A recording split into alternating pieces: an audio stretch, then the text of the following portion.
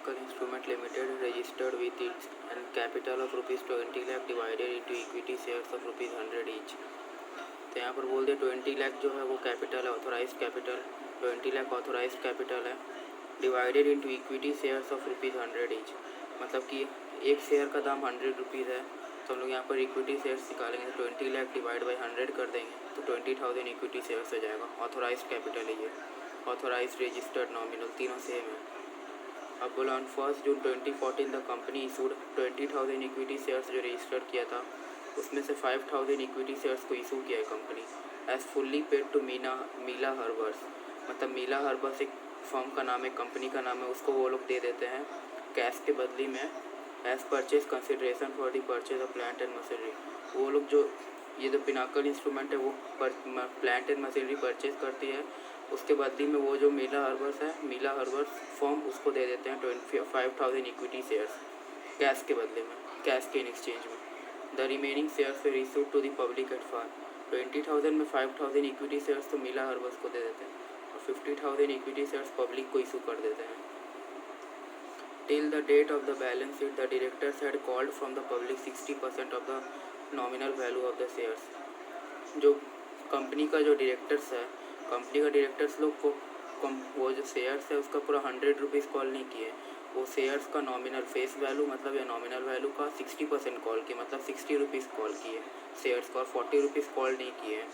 तो मतलब यहाँ पूरा पैसा कॉल नहीं किया हुआ है, इसलिए subscribe but not fully paid up में चल जाएगा ये। The amount called was received by the company. जो अमाउंट कंपनी ने कॉल किया था वो अमाउंट उसको कंपनी को मिल चुका है। बोला गया बनाने you are required to prepare as at 31 March 2015 the balance sheet of Pinnacle Instrument Limited as per schedule 3 of the companies act 2013 और नोट्स टू अकाउंट बनाने बोला। आइए देखते हैं कैसे बनते हैं। तो इसका वर्किंग नोट्स करते हैं। Notes to account share capital का, शेयर कैपिटल ही था, एक और स्थान है यहाँ पर, क्वेश्चन देख के समझ में आ जाएगा। 20,000 इक्विटी शेयर्स था, 20,000 इक्विटी शेयर। 20,000 इक्विटी शेयर कैसा है, 20 lakh equity, 20 lakh authorise capital था, ये ऑथोराइज कैपिटल था 20 लाख। अगर 100 shares each rupees, each share का दाम 100 था, इसको अगर 100 से डिवाइड कर देंगे तो ये 20,000 आ जाएगा इक्विटी शेयर्स। इसी को अगर 100 से इंटू करेंगे तो ये ऑथोराइज कैपिटल चल जाएगा फिर से 20 लाख। तो इसीलिए यहाँ पर लिख दे 20,000 equity shares of rupees 100 each, 20 lakh. ये ऑथोराइज कैपिटल से कंपनी ने रजिस्टर्ड किया है, इसलिए ऊपर लिखने का जगह नहीं थी इसलिए साइड में लिख दे रहा ऑथोराइज कैपिटल। अब इशूड कैपिटल, इसमें से कितना इशूड करते हैं कंपनी ने। कंपनी ने 5,000 इशू किया था मीला हर्बल्स को और 15,000 की इशू किया था पब्लिक में, तो मतलब वो पूरा इशू कर देता है शेयर्स को। इसलिए यहाँ 20,000 equity share of rupees 100 each कर देंगे। यहाँ पर भी 20 लाख आ जाएगा इशूड कैपिटल। इशूड कैपिटल हमेशा सब्सक्राइब्ड कैपिटल या ऑथोराइज कैपिटल की इक्वल होता है या लेस देन होता है, कभी भी इशूड कैपिटल ऑथोराइज कैपिटल से ज़्यादा नहीं हो सकता। सब्सक्राइब्ड कैपिटल 5,000 जो इक्विटी शेयर्स जो मीला हर्बर्स को दिया था कंपनी ने, जो पिनाकल इंस्ट्रूमेंट्स था उन्होंने तो प्लांट एंड मशीनरी परचेज किया था, उसी के अगेंस्ट में कंपनी ने दे दिया था उसे शेयर्स। कैश नहीं देके उसने उसे शेयर्स दे दिया था, तो वो फुल्ली पेड अप था। तो फुल्ली पेड अप को कैटेगरी में आ जाएगा subscribed and fully paid up. तो 5,000 equity shares of rupees 100 each, 5 lakh था। यहाँ पर एक नोट्स लिख दीजिएगा, out of this 5,000 equity shares were issued. ये तो कंसीडर किया गया था कि पर प्लांट एंड मशीनरी के पर अगेंस्ट में इसको पैसा दे, इसको शेयर्स दे दिया गया था, पैसा के अगेंस्ट में इसे शेयर्स दे दिए गए थे, इसलिए इसके बदले में एक नोट्स लिख दीजिएगा, out of this 500 issued shares were issued for consideration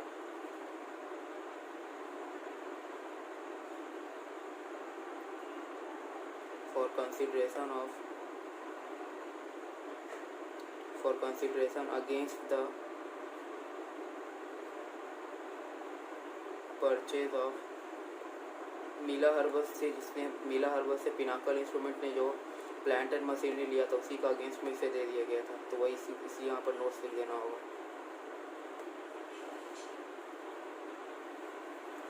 अब ये 15,000 जो कंपनी ने इशू किया था उसमें से 60 रुपीज़ ही कॉल्ड किया था और 40 रुपीज़ कॉल्ड नहीं किया हुआ था। तो इसीलिए ये subscribe but not fully paid up के कैटेगरी में आ जाएगा, क्योंकि इस कंपनी को इसका पूरा पैसा नहीं मिला है, चाहे वो कॉल्ड करे या ना करे। अगर वो नहीं करता तब भी आएगा ये इस कैटेगरी में। अगर वो कॉल्ड कर देता उसे पैसा नहीं मिलता पूरा पैसा, तब भी ये subscribe but not fully paid up में आ जाता। 15,000 इक्विटी शेयर्स ऑफ ₹100 ईच में एक सेंटेंस लिखिएगा। ₹60 कॉल्ड अप, जो 60 रुपीज़ कंपनी ने कॉल्ड अप किया था वो फुल्ली पेड अप था। 60 rupees called up and paid up, तो यहाँ लिख देना होगा। तो ये हो जाएगा 9 लाख। ये 9 लाख और ये 5 लाख और ये 9 लाख मिलके 14 लाख हो जाएगा। इतना शेयर कैपिटल था कंपनी का, ये हो जाएगा शेयर कैपिटल। तो अब बनेगा शेयर कैपिटल का नोट्स हो गया था। प्लांट एंड मशीनरी कंपनी जो पिनाकल इंस्ट्रूमेंट था वो जो परचेज करता है उसको एसेट्स के टाइप में ले लेना होगा, और जो शेयर कैपिटल का जो कैश मिलता है वो भी हम लोग का एक हो जाता है एसेट्स के रूप में, कैश एंड कैश इक्विवेलेंट में, तो वो भी हम लोग का हो जाएगा नोट्स टू अकाउंट में। 2 नोट्स टू अकाउंट और बनेगा। आइए देखते हैं। तो फिक्स्ड एसेट्स को हम बोले थे कि प्रॉपर्टी प्लांट एंड इक्विपमेंट भी लिखा जा सकता है। फिक्स्ड एसेट्स को ये प्लांट एंड मशीनरी परचेज करता मतलब वो टेंजिबल एसेट है, इसको फिक्स्ड एसेट्स भी बोला जाता है। और ये टेंजिबल था और इसका पैसा कितना मिलता है, प्लांट एंड मशीनरी परचेज होता है तो इसे लिख देंगे प्लांट एंड मशीनरी। उसका वर्थ कितना था, उसका प्राइस कितना था, 5 लाख था, तो 5 लाख यहाँ हो जाएगा। तीसरा था cash and cash balance, cash and cash equivalent. वो जो शेयर्स इशू किया था उसका जो पैसा मिलता है 9 लाख, उसका हम लोग यहाँ पर लिख देंगे अमाउंट। कैश कंपनी को मिलता है, ये कैश एंड कैश इक्विवेलेंट का सब हेड में चल जाता है जो करंट एसेट्स के अंडर में आता है, तो ये चल जाएगा। कैश एट बैंक 9 लाख मिला था, तो ये हम लोग का नोट्स टू अकाउंट कंप्लीट हो गया। इसे शेड्यूल 3 का पार्ट दे देंगे। In the books of Pinnacle instrument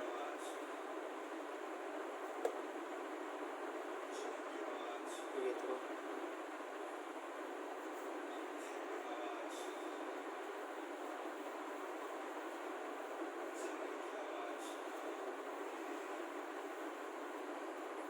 तो यहाँ पर दे देते हैं बैलेंस शीट का format. In the books of, company का नाम लिख देंगे यहाँ पर पिनाकल लिमिटेड। बैलेंस शीट था,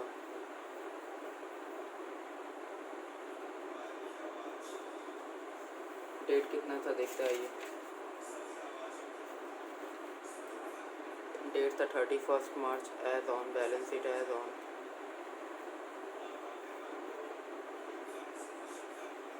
31 मार्च 2015। अब बैलेंस शीट का फॉर्मेट देते हैं। Particulars, current year amount,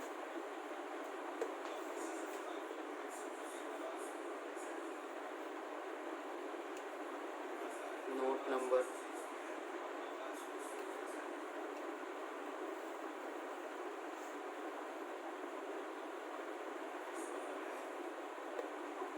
equity and liabilities के अंदर पहला इक्विटी एंड लायबिलिटीज़ होता था। ये इसके अंदर शेयर होल्डर्स फंड में शेयर कैपिटल आता था, इसलिए शेयर होल्डर्स फंड को लिख रहे हैं शेयर होल्डर्स फंड। इसके अंदर शेयर कैपिटल आता था इसलिए शेयर कैपिटल। इसका नोट नंबर 1 दिए थे, नोट नंबर 1 14 लाख था शेयर कैपिटल। करंट लायबिलिटीज़ और नॉन करंट लायबिलिटीज़ तो था नहीं, इसलिए कुछ होगा नहीं, तो इक्विटी एंड लायबिलिटीज़ के इतने ही आए थे टोटल 14 लाख से क्लोज करके टोटल लिख देंगे यहाँ पर। अब एसेट्स साइड में आते हैं। एसेट्स में पहला था फिक्स्ड एसेट्स टेंजिबल, तो वो नॉन करेंट एसेट्स में आता है।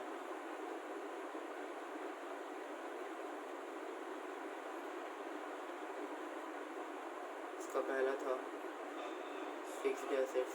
Fixed assets property plant and equipment दोनों सेम होते हैं। इसका नोट नंबर यहाँ दे देंगे 2 था। इसका अमाउंट था 5 लाख। दूसरा था हम लोग को करंट एसेट्स में cash and cash balance current assets में आता था, कैश एंड कैश इक्विवेलेंट, तो करंट एसेट्स में चल जाएंगे।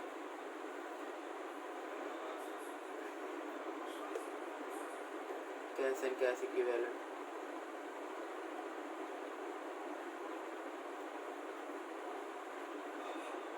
थ्री नंबर था, ये 9 लाख था। इसका टोटल कर देंगे एसेट्स साइड को क्लोज करके। इसको यहाँ क्लोज कर देंगे, इसको यहाँ क्लोज कर देंगे। ये देखिए हमारा बैलेंस शीट मैच कर गया। 14 लाख इक्विटी लायबिलिटीज एसेट्स दोनों मैच कर गए, चलो यहाँ बैलेंस शीट मैच हो जाएगा। 14 लाख। और इसका जो ऑर्डर रहता है वो हमेशा मेंटेन करना ज़रूरी है। जो सीरियल वाइज में शेड्यूल 3 में दिया गया था, जो सीरियल वाइज में शेड्यूल 3 के हिसाब से दिया गया था वही सीरियल वाइज में लिखना होगा। अगर एक भी यहाँ पर जैसे कि करंट एसेट्स में करंट इन्वेस्टमेंट इन्वेंट्रीज, फिर trade receivable, cash and cash equivalent, short term loans and advance, other current assets, short term loans advance पहले होगा, फिर कैश एंड कैश इक्विवेलेंट, फिर अदर करंट एसेट्स। इसका ऑर्डर में लिखना ज़रूरी है, वो मेंटेन करना बहुत ज़रूरी है। ये हमारा दूसरा क्वेश्चन है। From the given trial balance prepare the balance sheet of Moonlight Limited as at 31 मार्च 2014। 31 मार्च 2014 को बैलेंस शीट बनेगा। उसका आइटम्स दिया हुआ है। पहला आइटम है share capital 40,000 equity shares of ₹10 each. 40,000 equity shares है, ईच का दाम है 10 रुपीज़, तो 4 लाख चल जाएगा। सेकेंड है बिल्स रिसीवेबल 90,000। थर्ड है 16% मॉर्गेज लोन 1,70,000। फोर्थ है stores and spheres 1,15,000।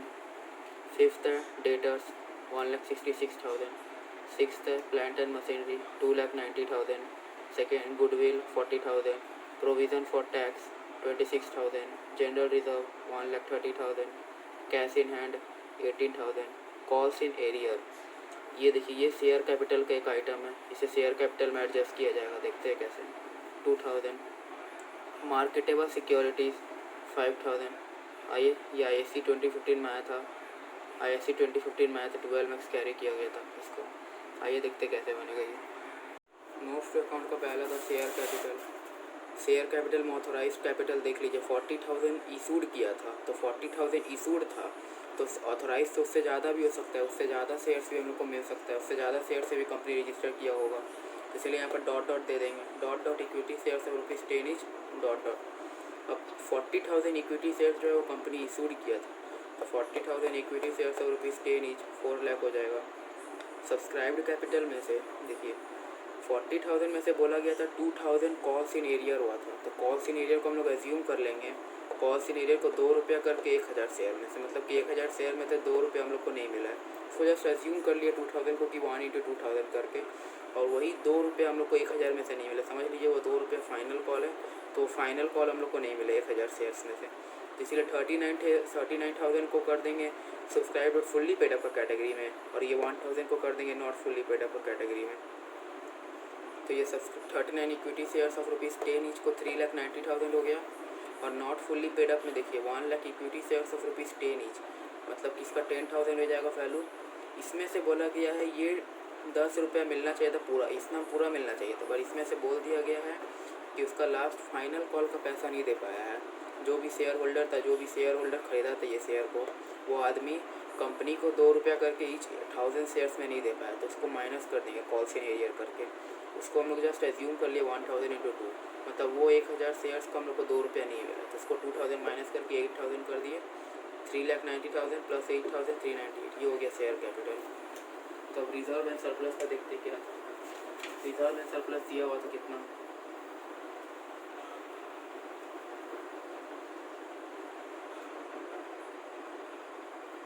Reserve and surplus में दिया हुआ था जनरल रिजर्व, तो वो रिजर्व एंड सरप्लस में चल जाएगा। कोई भी reserve general reserve and surplus में चल जाएगा।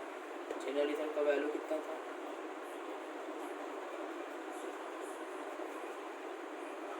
1,30,000 था जनरल रिजर्व का वैल्यू। तो ये जनरल रिजर्व में हो गया। तो अब थर्ड आ जाएगा। थर्ड कैटेगरी में कितना आएगा देखते हैं। थर्ड कैटेगरी था 16% मॉर्गेज लोन। तो लॉन्ग टर्म बोरोइंग होता है, लोन हमारा बोरो होता है, लोन बोरो करता है कंपनी, तो उसे लॉन्ग टर्म बोरोइंग से loan mortgage loan long term में आ जाएगा। बैंक ओवरड्राफ्ट आता है तो शॉर्ट टर्म बोरोइंग्स में।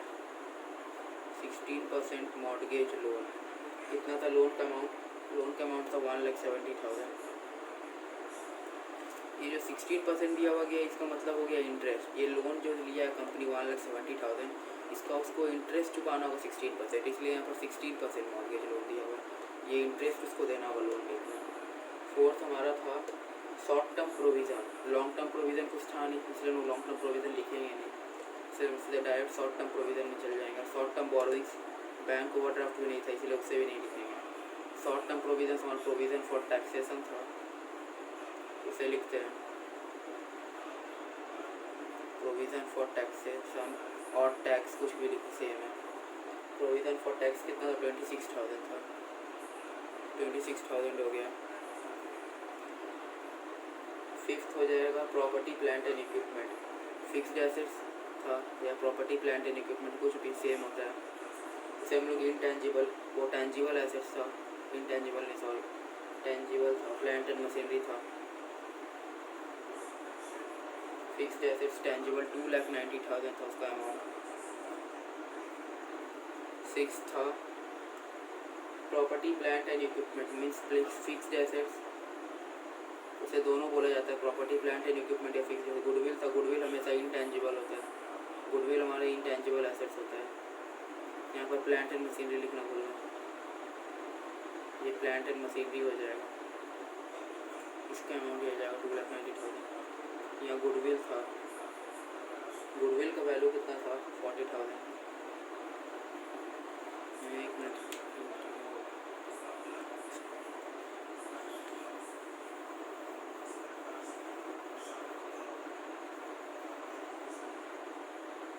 7 नंबर था इन्वेंट्रीज। इन्वेंट्रीज में हम लोग का स्टोर्स एंड स्पेयर्स था, वो भी इन्वेंट्री का एक आइटम है, इसीलिए लिख देंगे इन्वेंट्रीज में स्टोर्स एंड स्पेयर्स। इसका अमाउंट था 1,15,000। 8 नंबर था ट्रेड रिसीवेबल। ट्रेड रिसीवेबल में दोनों ही आइटम था, देखिए डेटर्स और बिल रिसीवेबल दोनों, इसलिए दोनों लिख देंगे।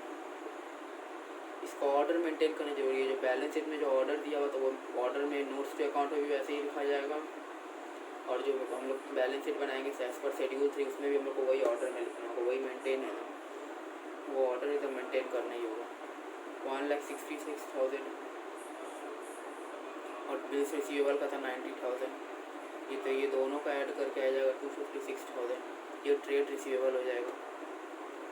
9 नंबर था last cash and bank balance. Cash and bank balance का अमाउंट था, कैश इन हैंड था आइटम बैलेंस शीट में, इसका अमाउंट था 18,000। तो ये देखिए हमारा नोट्स टू अकाउंट बन गया, इसे बैलेंस शीट में फॉर्मेट में पुट कर देंगे तो हमारा बैलेंस शीट बन जाएगा। बैलेंस शीट बनाते हैं। कंपनी का था मूनलाइट लिमिटेड नाम, तो इन द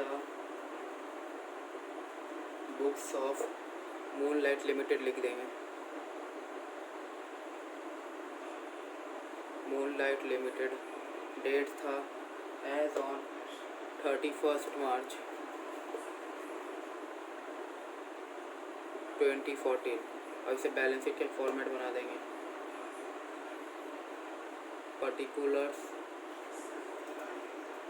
पर्टिकुलर्स हैं यहाँ नोट नंबर लिख लेंगे, यहाँ एक रुपीज़ को कॉलम बना लेंगे। रुपीज़ करेंट ईयर, पहला करेंट ईयर होता था।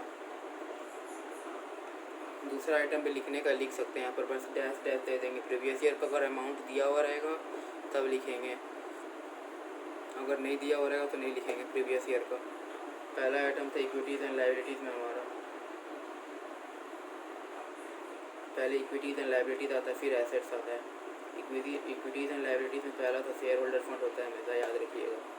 इसे ही हम लोग को ये ऑर्डर में मेंटेन करना बहुत इंपॉर्टेंट है। ये ऑर्डर में बहुत सारे लोग नहीं कर पाते, इसलिए उनको मार्क्स कट जाते हैं। शेयर होल्डर से पहला आइटम था शेयर कैपिटल। शेयर कैपिटल का 1 नंबर था। शेयर कैपिटल का अमाउंट था हम लोग का 3,98,000।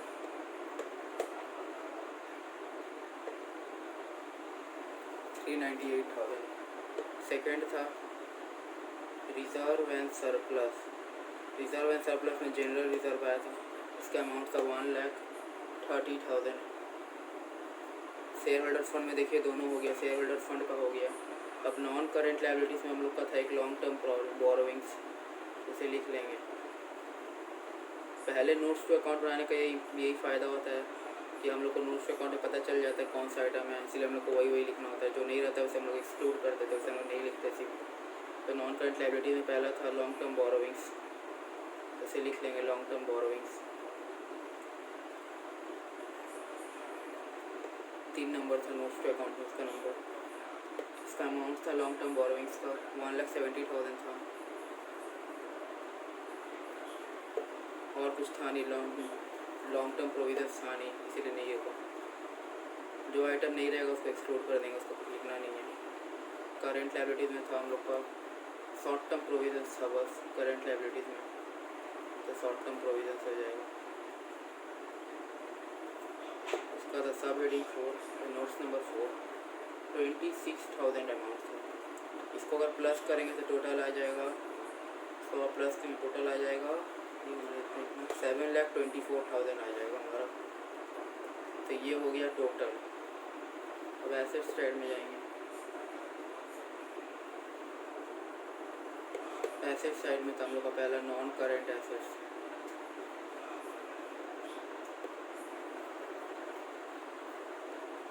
नॉन करेंट एसेट्स में पहला था हमारा फिक्स्ड एसेट्स टेंजिबल। टेंजिबल का शॉर्ट फॉर्म दे देते हैं 10। इसका था हम लोग का सब नोट्स नंबर 5। तो टेंजिबल का अमाउंट कितना था हम लोग का 2,90,000 था। दूसरा था हम लोग का फिक्स्ड एसेट्स इनटेंजिबल था। इनटेंजिबल का अमाउंट था 40,000। इनटेंजिबल में गुडविल आया था। अब करेंट एसेट्स आते हैं। इन्वेस्टमेंट था इसलिए इन्वेस्टमेंट लिखेंगे नहीं। Long term loans and advance भी नहीं था, इसलिए उसको भी नहीं लिखा जाएगा। जो नहीं रहेगा उसको सिंपल एक्सक्लूड कर देना, उसकी तरफ देखना भी नहीं है।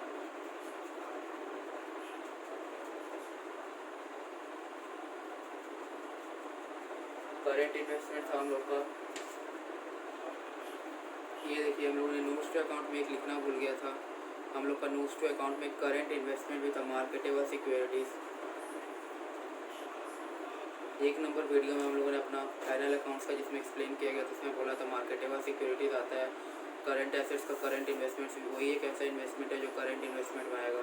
उसका नोट्स नंबर हम 7 लिख रहे, उसे लिखना भूल गए थे। 5,000 था।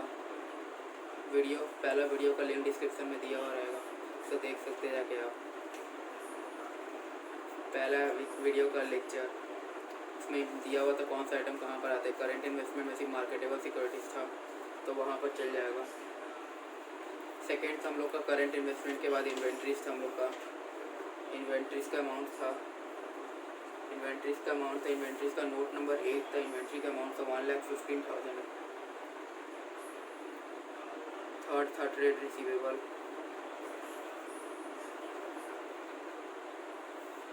ट्रेड रिसीवेबल का था अमाउंट 2,56,000। लास्ट आइटम था हम लोग का कैश एंड बैंक बैलेंस, या कैश एंड कैश इक्विवेलेंट भी लिख सकते हैं, कोई प्रॉब्लम नहीं है। ये ऑर्डर में जो मेंटेन किया जा रहा है वो बहुत इंपॉर्टेंट है। ये ऑर्डर अगर मेंटेन किया जाएगा तो पूरा मार्क्स कट जाएगा। लास्ट नोट नंबर था 10, यहाँ पर चल जाएंगे। 18,000 था अमाउंट। इसका टोटल करेंगे, इसका टोटल आ जाता है, इसका टोटल करने से आ जाता है 7,24,000। यहाँ टोटल लिख देंगे।